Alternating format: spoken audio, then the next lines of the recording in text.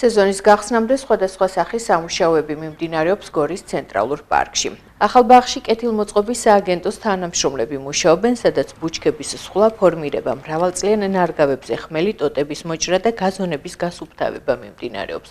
გარდა ამისა, დასასვენებელი სივრცის მთელ ტერიტორიაზე გამაფრთხილებელი აბრებიც განთავსდა. როგორც ცნობილი გახდა, დასვენების პარკზე ზედამხედველობას მუნიციპალური ინსპექცია იღებს და ტერიტორიას მათი წარმომადგენლები 24 საათის განმავლობაში დაიცავენ. ამინდები გვაძლევს იმის საშუალებას, რომ საგაზაფხულო სამუშაოები ჩავეტაროთ, გორის დასვენების პარკში დავიწყეთ ხემცენარეების მოვლა, ინვენტარი რაც წინა წელს დაზიანდა, ინვენტარის განახლება, იმისთვის რომ დასვენების პარკი მზად იყოს სეზონის გახსნისთვის, ხდება ხემცენარეების შესხლა,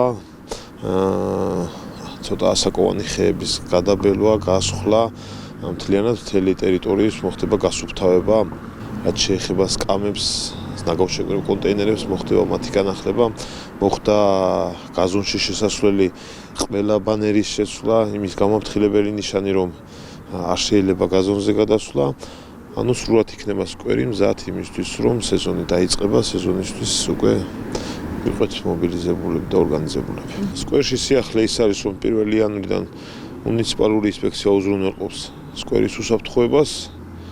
დაიწყეს მუნიციპალური ინსპექცია შემოვიდა 1 იანვრიდან, ყალიბდება, გაიმართება იმისთვის, რომ რაც შეიძლება მეტად დაცული იყოს დაზიანება სკვერში და რაც შეიძლება მეტად ყურადღება იქნეს მიქცეული 24 საათიანი მორიგეობა იქნება.